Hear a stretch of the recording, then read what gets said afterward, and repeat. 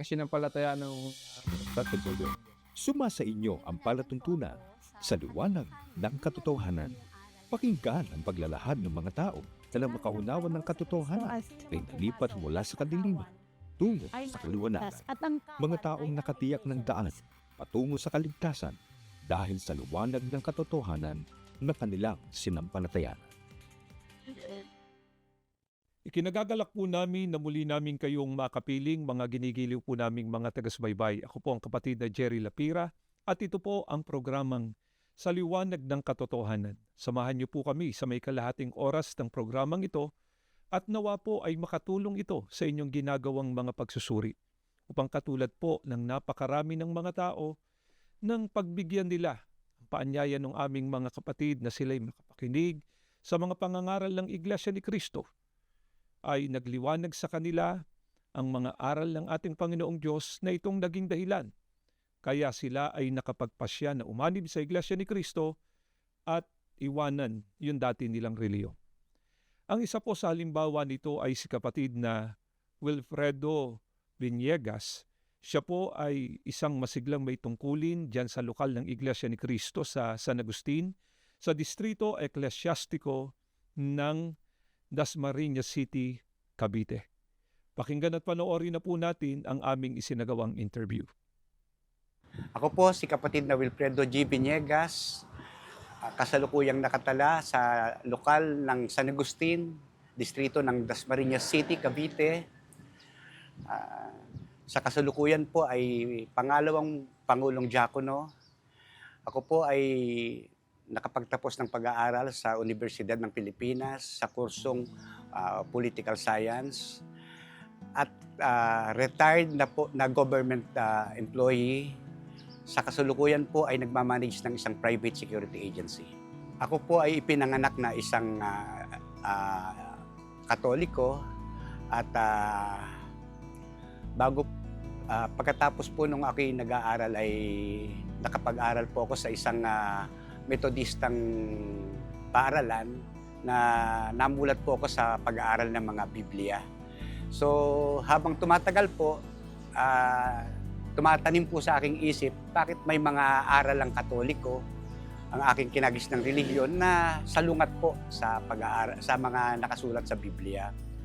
At nung ako po ay sumapit po doon sa akin pong pagsusuri ng iba't ibang relihiyon, ang lolo ko po ay dinodoktrinahan po ko sa Jehovah's Witness na ganoon din po pag akin pong isinasangguni sa Biblia, labag din po doon sa aral na nasa Biblia. Hanggang nung pong bandang huli, naging miyembro po ako ng Baptist. Nabautismohan po ako sa Baptist Church. Marami po akong katanungan na hindi po nasasagot nung maging kaanib ako sa Baptist po. Yung pong kalikasan po ng Panginoong Hesukristo po, yung po ang malimit na umaano sa aking isipan. Dahil yung pong sineselebrate din po nila yung Holy Week, yung pagkamatay noong Panginoong Hesukristo. Ang Diyos po kasi hindi namamatay eh. So yun po yung gusto ko pong malinawan, hinahanapan ko po ng kasagutan. Dumating po yung pagkakataon na yung kapitbahay po namin ay inimbitahan po akong dumalo sa pamamahayag ng Iglesia ni Cristo. Na nung una po medyo bantulot po ako sapagkat ako po ay isang dating manguusig ng Iglesia ni Cristo. Pero dahil po sa pagrespeto ko doon sa aking kapitbahay, nagpaunlak po ako. Nagkataon naman po, yung topic po doon sa pamamahayag ay yung tungkol sa kalikasan ng Panginoong Hesukristo. So nung tignan ko po, sangguniin ko sa Biblia, yung lahat po ng mga tinutukoy na verse at saka yung doon po sa pamamahayag na yon, nakita ko po na totoo. So nagkaroon po ako ng sa aking sarili na ipagpatuloy po yung pagdodoktrina.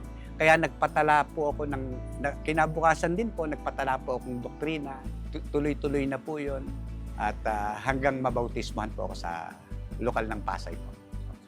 At sa akin pong pagsusuri po, napatunayan ko po na ang likas na kalagayan ng ating Panginoong Jesucristo ay tao. At siya po mismo ang nagtuturo na sumamba sa iisang tunay na Diyos, ang ating Ama. Wala pong aral ang Iglesia ni Cristo na salungat po sa Biblia. Kaya lahat po ng aking mga katanungan na hindi po masagot-sagot ng aking mga inanibang relihiyon ay nagkaroon po ng kasagutan dito po sa Iglesia ni Cristo, na lahat po ng itinuturo, nakasalig po lahat sa banal na kasulatan. Sa pahayag po kanina ni kapatid na Wilfredo Venegas, gaya ng kanyang sinabi, ay siya'y dating masiglang kaanib sa Iglesia Katolika at dumating ang pagkakataon na siya ay nakapakinig at nagsuri din sa iba't ibang mga reliyong katulad ng Metodista at Saksi ni Jehova. Dumating din ang pagkakataon na siya ay naging kaanib diyan sa samahan na tinatawag na Baptista. Subalit, ang sabi ni kapatid na Wilfredo kanina, ang nakatatawag sa kanya ng pansin ay bakit hindi masagot yan sa mga reliyon na kanyang pinakinggan at sinuri, yung mga aral na nakaguguluan niya sa kanyang isipan. Ang halimbawa noon ay ang ukol sa ano nga ba ang tunay na likas na kalagayan ng ating Panginoong Hesukristo? Sapagkat sa mga samahan na yan na kanyang pinakinggan at sinuri, iisa ang kanilang itinuturo. Di umano ang ating Panginoong Sukristo ay Diyos. Ang tanong nga ni kapatid na Wilfredo, bakit daw kung Diyos nga ang ating Panginoong Sukristo, bakit anya may kamatayan ng ating Panginoong Hesukristo? Sapagkat mababasa natin sa unang Timoteo 1:17 na ang tunay na Diyos walang kamatayan. Pagka binasa naman natin ng 1:19, 30 at 33, doon mababasa natin ang ating Panginoong Sukristo ay namatay. Kaya sa kanyang ginawang pakikinig at pagsusuri naman sa Iglesia ni Cristo, nang siya ay maanyayahan ng isa naming kapatid sa Iglesia ni Cristo at pinagbigyan niya ito, naunawaan niya na ang tunay na likas na kalagayan ng ating Panginoong Sukristo, siya ay tao at hindi Diyos. Kung bakit ito ay kanyang tinanggap, sapagkat ito talaga ang mga katotohanan ng nakasulat dito sa banal na kasulatan. At marahil, ito rin po ang itinatanong ng mga nagmamasid, nagsusuri sa Iglesia ni Cristo. Bakit daw namin tinitindigan na ang ating Panginoong Sukristo ay tao at hindi siya Diyos? Kaya nga po ng sinabi namin sa inyo kanina, sapagkat ito po ang itinuturo ng banal na kasulatan. Ito po ang ating tatalakayin sa pagkakataong ito. Unahin na po natin, paano nga po ba ipinakilala ng tunay na Diyos ang ating Panginoong Hesukristo? Kung ang pag-uusapan ay ano nga ba ang tunay na likas na kalagayan ng ating Panginoong Sukristo? Pakinggan nyo at babasahin ko ang nakasulat dito po sa aklat ng Isayas 53:3-6 ay ganito ang mababasa natin, pakinggan ninyo. Siya'y hinamak at itinakwil ng mga tao, isang taong sa kapanglawan at bihasa sa karamdaman, at gaya ng isa na pinagkublihan ng kanilang muka ng mga tao, na siya'y hinamak at hindi natin hinalagahan siya. Tunay na kanyang dinala ang ating mga karamdaman at dinala ang ating kapanglawan, gayunmay ating ipinalagay na siya'y hinampas, sinaktan ng Diyos at dinalamhati.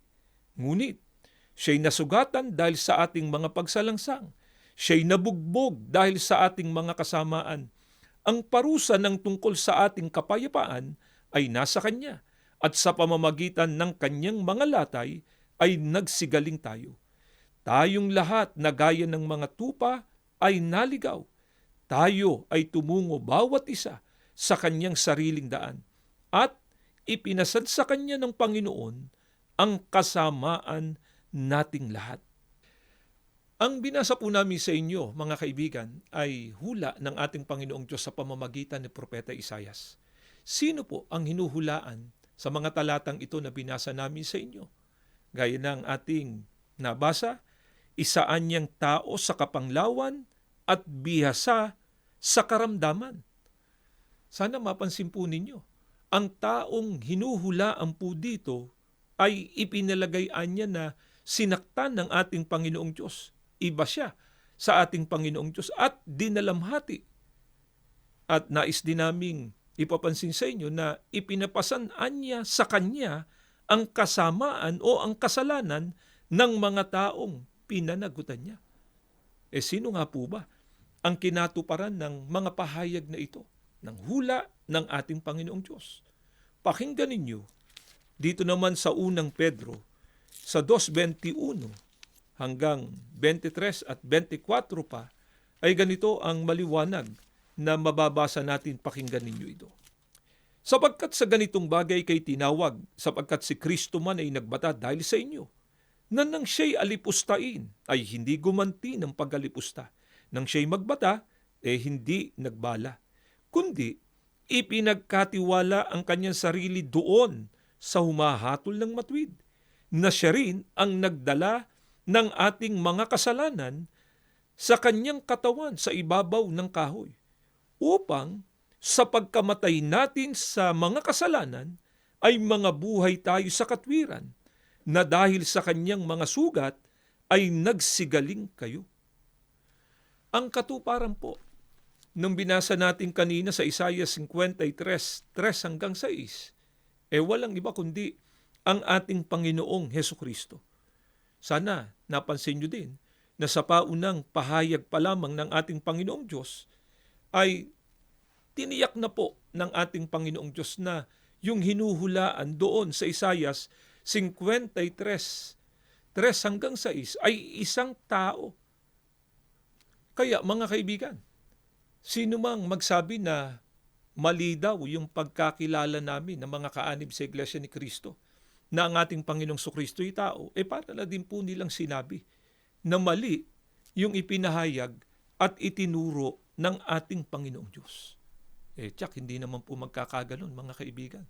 Ang tamang pagtuturo, ang tamang kaalaman, yun mismong itinuro po ng ating Panginoong Diyos.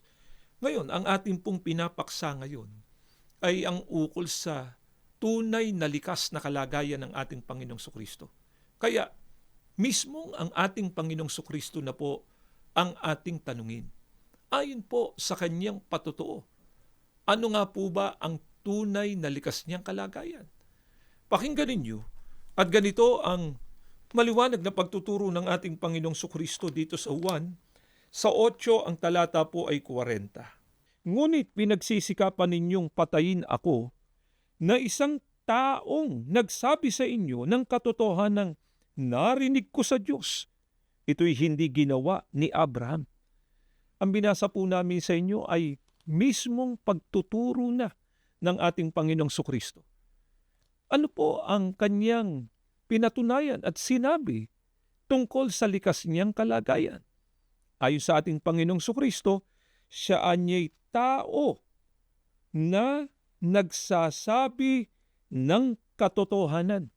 At itong katotohanan ng kanyang sinabi, narinig niya sa Diyos. Sana napansin po ninyo, yung katotohanan ng kanyang sinabi, narinig niya sa Diyos. Iba po ang Diyos na kanyang tinaringgan kaysa sa ating Panginoong Sukristo na nakarinig nga po nung katotohanan na yon na kanya namang itinuro at sinabi. Kaya kung pinaninindiganan man po namin ng mga kaanib sa Iglesia ni Cristo na ang ating Panginoong Sukristo ay tao sa likas niyang kalagayan, ay sapagkat ito po mismo ang mga katotohanang itinuro mismo ng ating Panginoong Diyos at ng ating Panginoong Sukristo.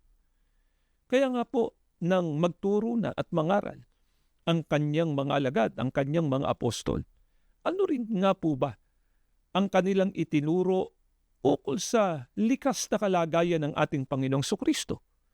Pakinggan po natin ang nakasulat dito po sa unang Timoteo 2:4-5. Dito naman po natin basahin sa Contemporary English Version.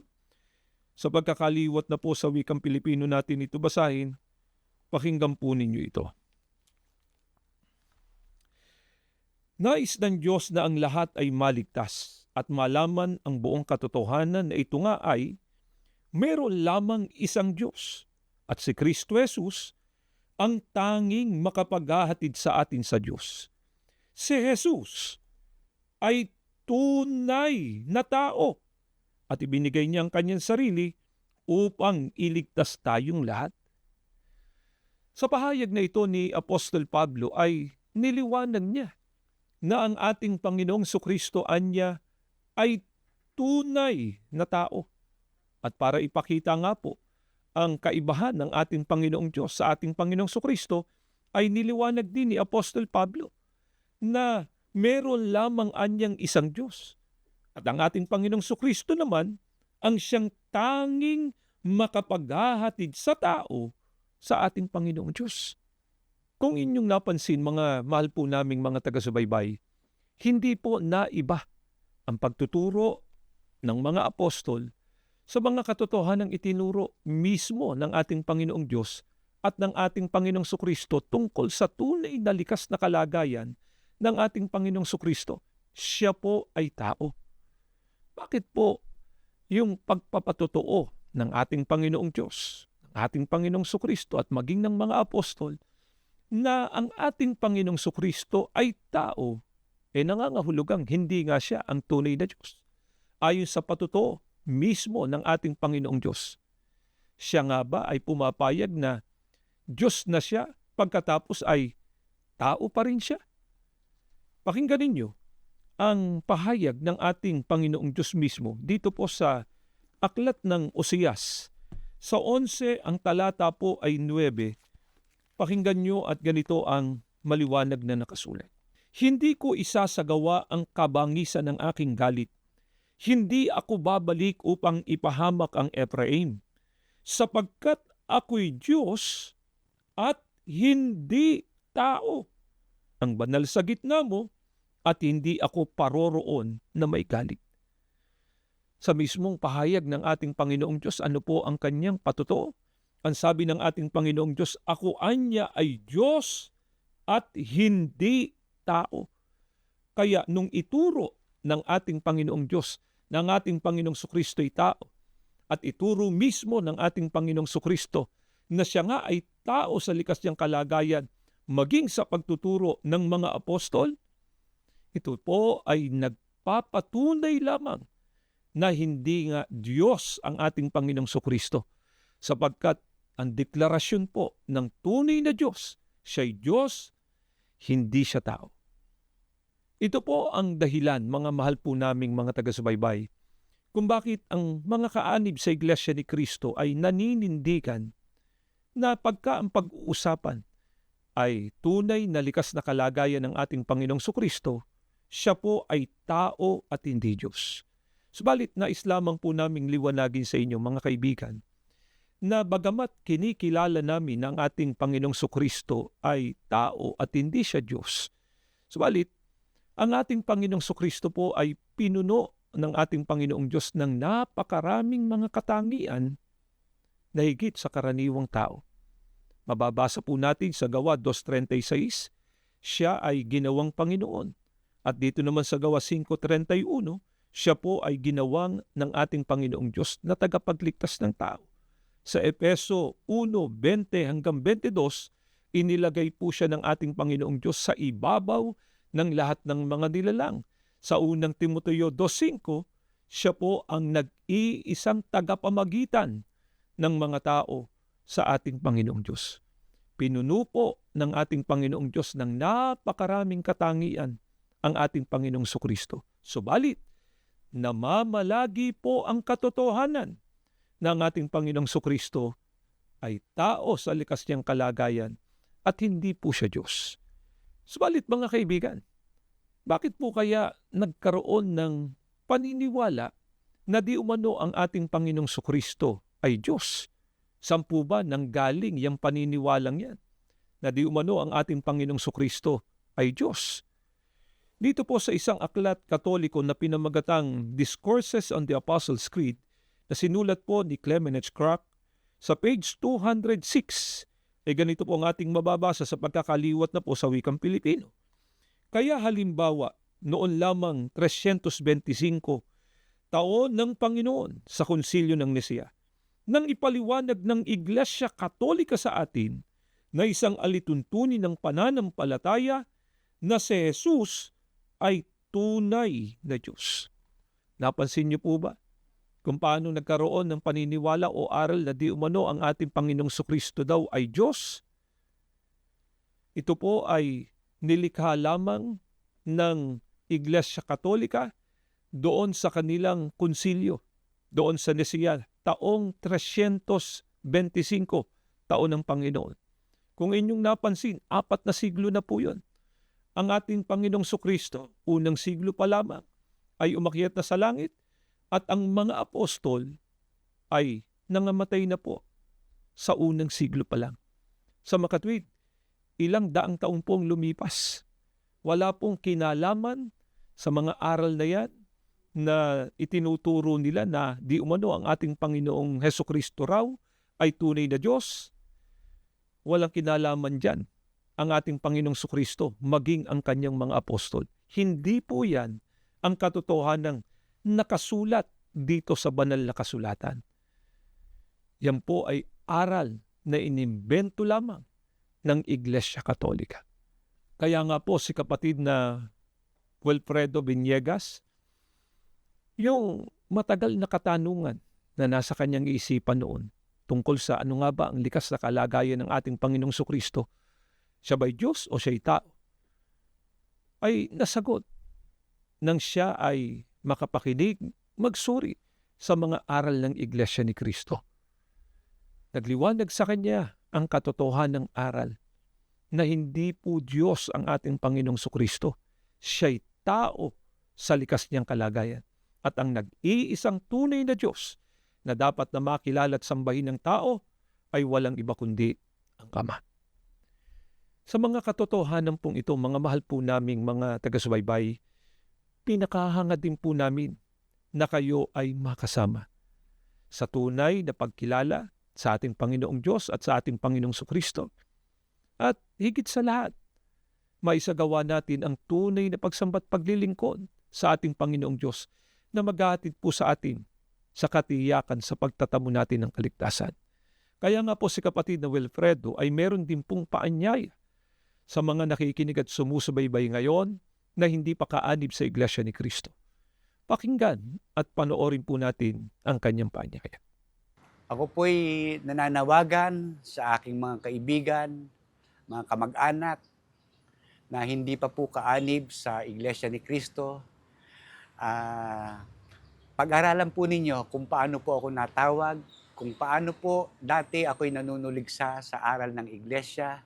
Ngunit napatunayan ko po na walang ibang relihiyon na ang lahat ng aral ay nakabatay sa banal na kasulatan na siya po ang ating saligan ng pananampalataya. Dito lamang po ang tunay na relihiyon. Ang Iglesia ni Kristo po, dito po ang tunay na kaligtasan. Nawa po ay nakatulong ang ginawa naming paglalahad na ito ng mga kalooban ng Diyos sa inyong ginagawang mga pagsusuri at dumating na din po yung pagkakataon na kayo man po makapagpasya na rin. Magkasama-sama na po tayo dito sa loob ng Iglesia ni Kristo. Bago po tayo magtapos ay inaanyayahan po muna namin kayo sa isang panalangin. Panginoon po naming Diyos, maraming salamat po sa napakagandang pagkakataon na muli pong ipinagkaloob po sa amin sa pamamagitan ng programang ito na ipakilala po namin kung paano dapat kilalanin ang iyong bugtong na anak, ang Panginoong Kristo.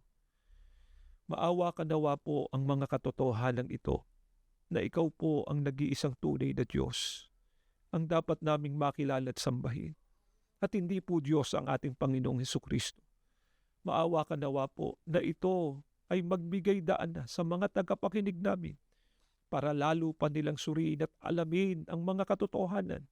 At kung loloobin mo aming Ama, magkasama-sama na po kaming lahat sa loob ng Iglesia ni Kristo. Panginoong Hesukristo, lumalapit din po kami sa iyo. Kaawaan mo kami, ipamagitan sa aming mga padalangin. Ama, pakipagpala mo po ang kabuuan ng iyong Iglesia. Higit po sa amin ang kapatid na Eduardo Manalo, ang aming pong tagapamahalang pangkalahatan. Ang lahat ng ito magalang na po naming ipinakikiusap sa pangalan po ng aming tagapagligtas na si Kristo Jesus. Amen. Hangad din namin na kayo ay maliwanagan at magtamo ng kaligtasan. Hanggang sa muli, ito ang palatuntunan sa liwanag ng katotohanan.